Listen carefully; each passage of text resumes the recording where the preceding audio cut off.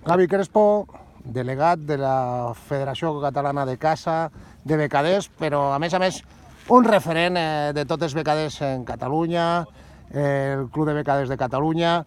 Avui fem el campionat de Catalunya de becaders, dintre de poquet anirem al campionat d'Espanya.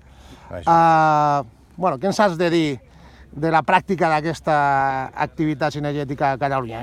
En quin moment estem? Bueno, primer bon dia i dir-vos que efectivament jo com a delegat de Catalunya i president del Club Esportiu Becaders Catalunya i sobretot com a caçador de becada, bé, estem en un moment que a l'alçada del campionat que estem fent és difícil o quasi impossible trobar molta becada aquí, doncs no és un lloc amb molta carència. Bé, ja sabem que aquest animal, la becada, tant avui en dia està aquí com està allà. Efectivament hem sentit diversos trets i això ens dona satisfacció, no? Tant a l'organització com a mi personalment com a competidor i com a caçador.